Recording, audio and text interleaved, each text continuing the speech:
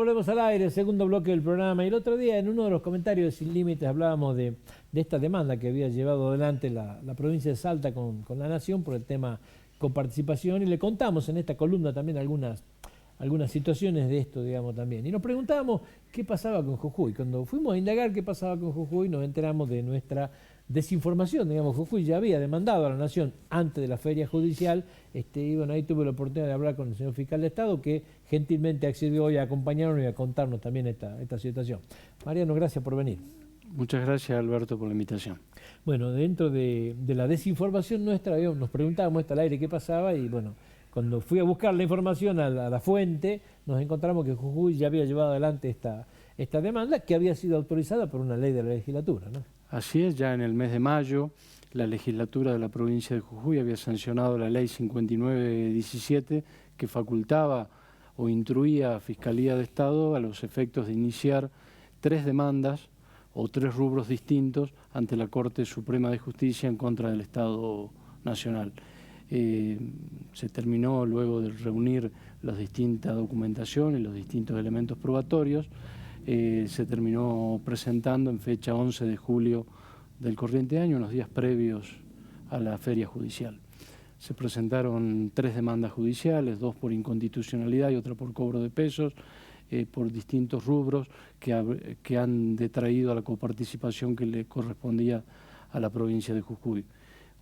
Un rubro, y el más importante de ellos, es el 15% que se originó con la firma del Pacto Fiscal 1, luego prorrogado por el Pacto Fiscal 2, que era el 15% con destino al ANSES, que eso ha significado o que va a significar para la provincia de Jujuy esta demanda, en el caso de prosperar, aproximadamente 5.000 millones de pesos, más los intereses que todavía no están definidos en la Corte, qué tipo de tasa va a aplicar. Es muy probable que sea la tasa pasiva, no lo han definido todavía en la causa más avanzada, que es la de Santa Fe, que están casualmente en etapa de ejecución de sentencia.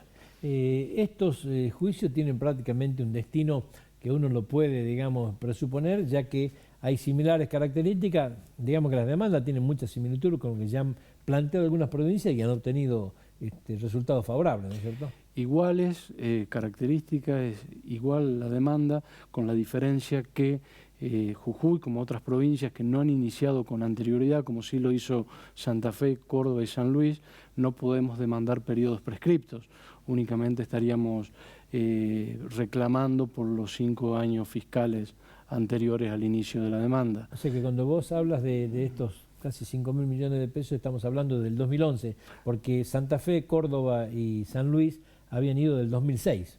Exactamente, que es cuando fue la última prórroga del Pacto Fiscal 2, que es ahí en donde se origina, mediante el pedido de inconstitucionalidad, de la última prórroga unilateral por parte del Estado Nacional, que es a partir casualmente del 1 de enero del 2006. Claro, para que la gente un poco entienda, lo primero se hizo con acuerdo legislativo, en la segunda prórroga, si hubiera tenido un acuerdo legislativo, el derecho o sea, el plantear la inconstitucional no se podía haber hecho, pero así hecho en forma unilateral. Así es, se hizo en forma unilateral y se planteó la inconstitucionalidad de esa prórroga. Inconstitucionalidad que ya le han hecho lugar a las provincias, reitero, de Santa Fe, Córdoba y San Luis. Este juicio lo hacen con el patrocinio letrado del doctor Gil Lavedra, al igual que la provincia de Salta, ¿no es cierto? Al igual que no solo la provincia de Salta, sino también la provincia de Santa Fe. Una de las primeras demandas fue iniciada por el estudio Gil Lavedra. Y aparte, dentro de los 3 rubros que estamos reclamando, es el estudio jurídico que más avanzado tiene el rubro por el reintegro del impuesto más conocido, el impuesto al cheque, que es el impuesto a los créditos y débitos bancarios. Claro, que ese es el segundo ítem, digamos. El tercer ítem, sí. Es el más chico, digamos.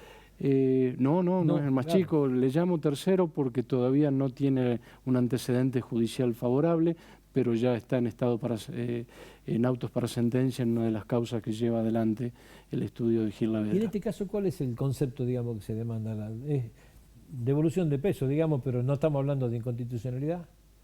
No, acá estamos hablando de por coparticipación, por ley, el impuesto al cheque o a los débitos y transferencia bancaria debería ser coparticipado en un 100%, con una afectación de un 15% para otro tipo de gastos. La Nación estaba coparticipando a las provincias únicamente el 30%, habiendo retraído de la coparticipación o de la masa coparticipable el 70%. Este es el rubro que estamos reclamando, obviamente por los periodos no prescriptos, y no es menor el monto, un monto que asciende a más de 3.000 millones de pesos. Cuando hablas de los prejuicios, digamos, me parece haber escuchado, no lo recuerdo bien, de que estábamos hablando a valores históricos de cifras cercanas a los 9.000 millones de pesos. ¿Puede ser esto así? Así es, a valores históricos son 9.000 millones de pesos, en donde también a valores históricos y con la aplicación de los intereses habrían prescripto cerca de 6.000 millones de pesos. Por no haber iniciado las demandas en tiempo oportuno como sí lo hicieron otras provincias. Lo que resta determinar es la tasa aplicable y la forma en que se debe aplicar la tasa de interés. Hablamos recién de la devolución del 15%, me hablaste del impuesto a los cheques, hay un tercer juicio. Sí, hay un tercer juicio. La Nación, a través de un decreto del año 2001, de manera unilateral, también ahí se está pidiendo la inconstitucionalidad de ese decreto, el decreto 1399, inconstitucionalidad que ya ha sido declarada en las 3 provincias que ya manifesté, que retrajeron de la coparticipación o de la masa coparticipable un porcentaje destinado a gastos de funcionamiento de la FIP. Este es un rubro que ya tiene sentencia favorable en la provincia de Santa Fe. Ahora, yo cuando hablé de este tema en la provincia de Salta hice un acuerdo con el estudio del doctor Gil Lavedra, porque uno cuando escucha este tipo de cosas, lo primero que piensa son en las costas y en los honorarios de esto, ¿sí? Que evidentemente estamos hablando de valores de una significación, porque si hablamos de valores históricos de 9.000 millones, no es descabellado pensar de que estos valores se van a duplicar cuando hablemos de intereses, digamos. ¿Hay algún acuerdo especial con el tema honorarios? Sí, por supuesto. Ningún abogado que no sea parte de la Fiscalía de Estado o abogados externos que no tengan acuerdo no podrían ni patrocinar ni suscribir al fiscal suscribir conjuntamente con el fiscal de Estado. Si no hubiéramos suscrito un acuerdo, le correspondería a cualquier estudio jurídico los honorarios que regule, en este caso, la Corte Suprema de Justicia.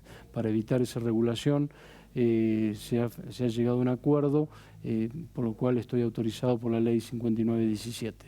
Un acuerdo que lo estoy dando a conocer a la legislatura, a los diputados nacionales y a los senadores, como corresponde, es público. Estoy comunicando formalmente a la legislatura a través de la gobernación. Se va a comunicar no solo el texto de las demandas, las planillas, sino también el acuerdo arribado con el estudio Gil Lavedra.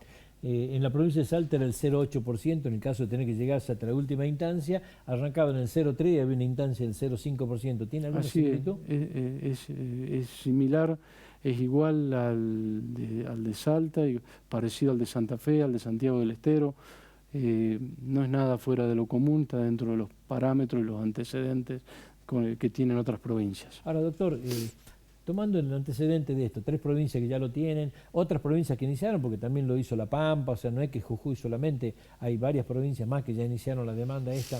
¿No hubo contacto con Nación para tratar, porque uno se imagina cuando pasa esto, que son juicios perdibles, sentarse, la emisión de un bono a 17 años, la provincia de repente pasa a tener una herramienta financiera? ¿No hubo ningún contacto de esto? Porque en los honorarios está previsto que pueda pasar. Hay honorarios que se reducen notablemente si hay algún tipo de negociación de esto, pero hasta ahora no hubo ese contacto, digamos. No hubo este contacto. De todas maneras, entiendo que más allá que si hubiera o no contacto, corresponde la interposición de las demandas. Correcto. Con posterioridad puede llegarse a algún acuerdo, así como se firmaron el acuerdo en la provincia de Córdoba, todas las provincias con el Estado Nacional, para la restitución inmediata o paulatina del 15% de aporte del ANSES, que ya se firmó por el 3% y gradualmente van a ir devolviendo hacia adelante o hacia el futuro la coparticipación. Pero en cuanto al retroactivo, entiendo que corresponde. Alguna conversación informal he tenido con el Procurador del Tesoro de la Nación. Previo a la iniciación de cualquier acción judicial era imposible poder llegar a firmar algún tipo de convenio. No, inclusive me parece que es un tema hasta acordado con Nación, digamos, de alguna manera, ahí hasta, por lo menos por lo que expresaba el propio gobernador, está hasta acordado que te tengo que demandar porque esto acá excede a las buenas relaciones Nación-Provincia, no tiene absolutamente nada que ver. Por no haber demandado hemos perdido tanta plata en cosas que van prescribiendo, ¿no? Por supuesto, el gobernador comunicó a Presidencia que iba a iniciar y es porque es lo que corresponde, el inicio de estas acciones. Aparte, se hace el número de decir, bueno, esto va a entrar a la provincia. La realidad, ¿cuál es? La caja es una sola.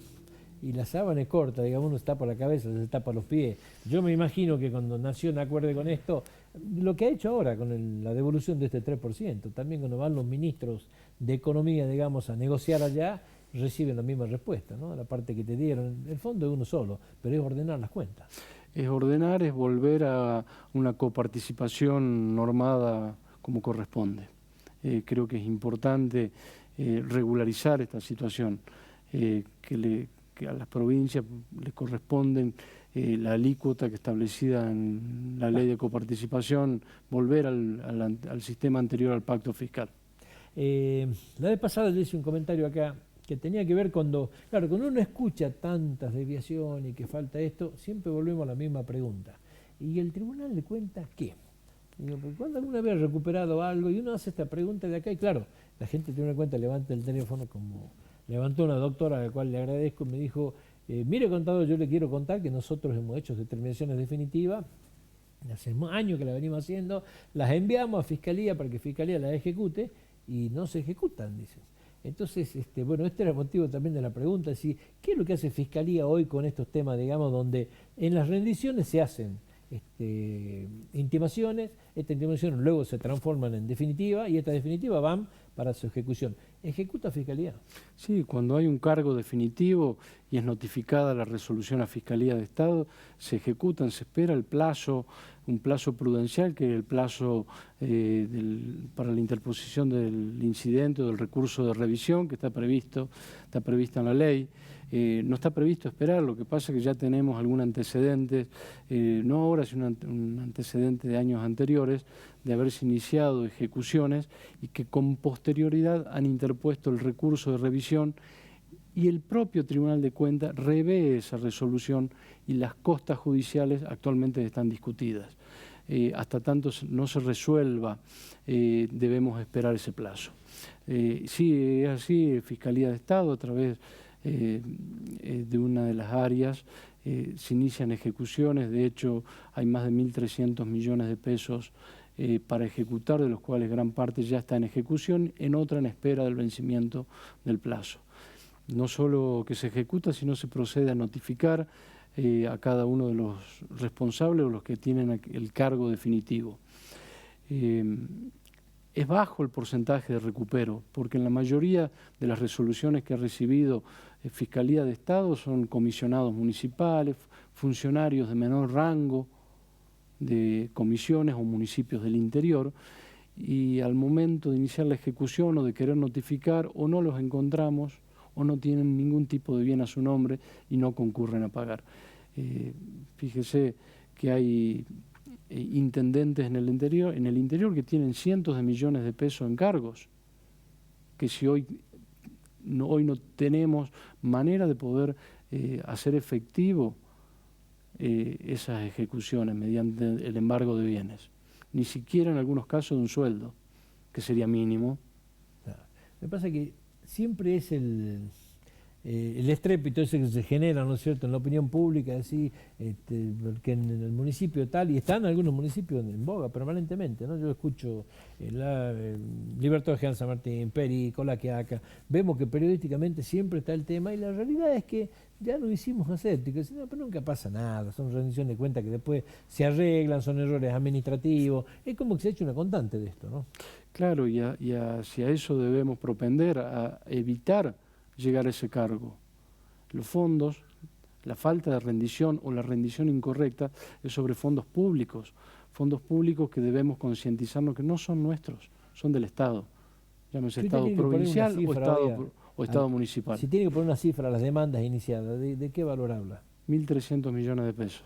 Esas son las demandas iniciadas por Fiscalía. Hay un poco menos, pero ya están en proceso de confección cerca de 500 millones de pesos. Más estamos hablando de ejecuciones iniciadas por todo concepto de cerca de 1.300 millones de pesos. Inclusive el gobernador en el mensaje legislativo habló algo de este tema. Yo no recuerdo el valor, pero algo dijo, me acuerdo, del inicio de la demanda, como una advertencia, no de que se van a obtener recursos de acá, sino de que se va a avanzar en este tema para que las cosas tomen otro color. Avanzar en la modernización del Estado, avanzar en varios aspectos que lleguemos a concluir un año fiscal sin tener cargos por falta de rendición o rendiciones erróneas.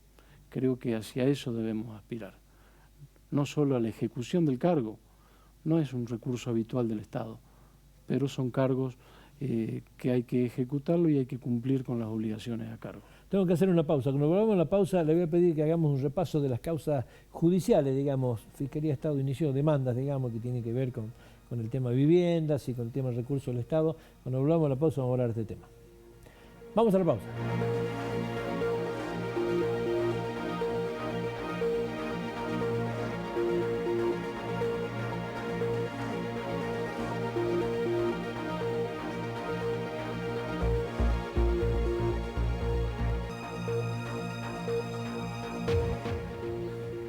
Muy bien, amigos, volvemos al aire, último bloque del programa. Estamos hablando con el fiscal de Estado, el doctor Mariano Miranda. El estado de las causas, las denuncias penales hechas. ¿Qué avance hay, Mariano, en el tema? Bueno, las causas ya están prácticamente concluyéndose, las dos primeras que hemos iniciado por el faltante de los 29 millones de pesos, que con posterioridad se desdobló, y una es conocida como Pibes Villeros, y la otra la de los 29 millones de pesos, en donde se encuentra imputada Milagro Salas, ex funcionarios del gobierno provincial y cooperativistas. En una de ellas se está dilucidando un recurso ante el Superior Tribunal de Justicia y otro ante el Tribunal de Casaciones ad hoc. Yo entiendo que falta muy poca prueba para rendirse, que ya esas causas por extorsión, asociación ilícita, podrían estar en lo sucesivo concluyéndose el periodo de investigación y elevándose a juicio oral y público.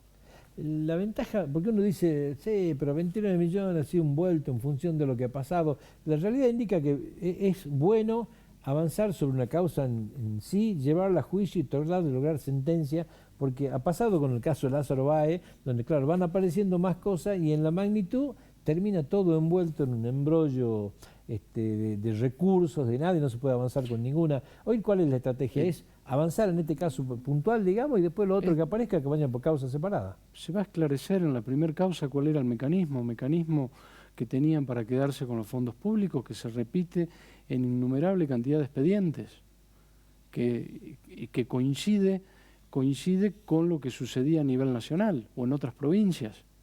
Fraguar, adulterar, falsificar expedientes de obra pública o de obras para la vivienda social para quedarse con fondos públicos, que tenían el mismo origen. Los fondos tenían el origen en el Ministerio de Planificación Federal. Y ya lo dijimos en el mes de febrero, cuando denunciamos el pago indebido de adendas o de sumas extraordinarias a obras ya concluidas. Dijimos cuál era el origen, el engranaje y los que habían participado en todo este mecanismo, desde quien autorizó, quién debió controlar y quién firmó, que era Julio Devido, el licenciado Barata, José López y Germán Nivelo. Esos eran los funcionarios de orden nacional que direccionaron el pago de fondos a cooperativas vinculadas con la Tupac Amaru. Digo vinculada, y como lo dije en varias oportunidades, porque tenían domicilio en calle Alvear, 1152, sede de la Tupac Amaru, y que en muchos de los casos esos cheques de pagos para la construcción de viviendas o el pago de adendas eran cobrados y eran depositados a través de la cuenta bancaria o de la caja de ahorro de Pibes Villeros y extraídos por ventanillas en sumas millonarias, y funcionarios de orden nacional ocultaron esa información durante años.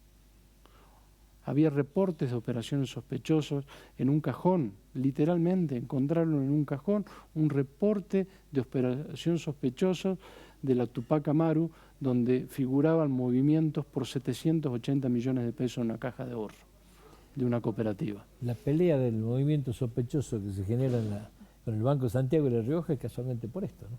Entonces, algo parecido a esto. Y bueno, fíjese que del único banco o del único que hemos podido tener información hasta el momento es de la UIF, con las nuevas autoridades, de la AFIP, con un reporte de 780 millones de pesos, de algún banco privado que brindó información, y el resto de los bancos no nos han brindado ningún tipo de información relacionado con el manejo de este tipo de fondos. Que sabíamos el origen, es fácil de seguir el recorrido, por lo menos hasta que lo retiran en efectivo de los bancos.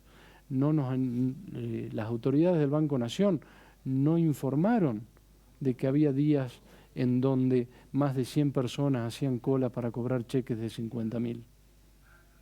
Que eso sí es algo inédito acá en la provincia de Jujuy, algo inédito esta operatoria, para cobrar 6 millones de pesos en un día girados sobre la misma cuenta bancaria, debían reunir a la cantidad de personas necesarias. Claro, cada uno 50.000 nada más.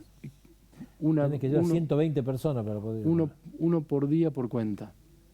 Era imposible que esa misma persona en el mismo día haga 2 veces la fila. Esa era la operatoria. O utilizar un sello como una cooperativa para el cobro, o los cheques de 50.000 pesos. Lo que hizo la Fiscalía en representación del Estado es denunciar un procedimiento. Es la justicia la que tiene que ir a decir, bueno, cuáles son las responsabilidades dentro de este marco, digamos. Sí. Mucha gente se pregunta, bueno, ¿a dónde llega esto? Porque hay funcionarios detenidos, hay otros que esperan ser indagados. ¿Cómo siguen ustedes este proceso? Bueno, nosotros tratamos de aportar los elementos probatorios que estaban a nuestro alcance, o de sugerir que se lleven adelante medidas probatorias a los efectos de esclarecer este mecanismo. Hemos denunciado con nombre y apellido y hemos indicado qué grado de participación podrían haber tenido. Ya está en manos de la justicia determinar cuál va a ser la responsabilidad penal que le corresponde a cada uno. En el marco de estas denuncias, fíjense que en el día de ayer, después de prácticamente 6 meses, se produjo un allanamiento en la sede de la Tupac Amaru, en donde todavía no he tenido acceso, pero se ha secuestrado probablemente documentación de gran importancia para el esclarecimiento de otras de las causas también denunciadas por Fiscalía de Estado y por la Fiscalía Anticorrupción. Claro, suena raro después de tanto tiempo, digamos, creer que puede haber documentación de esto, pero sin embargo toda la información que nos llega es de que hay información que puede ayudar a terminar de cerrar, digamos, la trama esta que está denunciada, ¿no? Puede llegar a ser de que haya documentación que agregue un engranaje más que puede llegar a estar faltando al que hemos denunciado. No lo sabemos. ¿Usted me habla de proveedores? Pueden llegar a ser particulares que hayan sido partes también.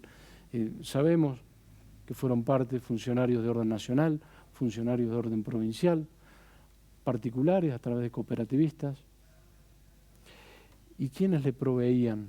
¿A dónde han comprado el cemento? ¿A dónde han comprado los distintos materiales? ¿O cómo hacían figurar en qué gastaban el dinero? Porque de alguna manera en algún momento tenían que rendir. Probablemente ese último engranaje se termine de develar en esta etapa del proceso. Doctor, ¿le queda algo en el tintero de este tema? No, simplemente recalcar que en esta denuncia que hemos hecho en el mes de febrero y que con posterioridad la ampliamos, logramos acreditar a través de inspecciones in situ que ha hecho la Fiscalía Anticorrupción que en Jujuy faltan 2.300 viviendas, lo que significaría hoy en día más de 1.200 millones de pesos. Gracias por venir. Muchas gracias. Nosotros nos despedimos una vez más, invitándolos para el próximo martes acá en la pantalla de Canal 4 de Jujuy. Ya sabe, esto dentro de un poquito tiempo nomás lo va a poder ver este programa a través del Facebook de Alberto Schiuffi o de la fanpage de Tripa Schiuffi, ¿sí? Y también la repetición el día viernes a las 5 de la tarde. Muchísimas gracias, muy buenas tardes para todos.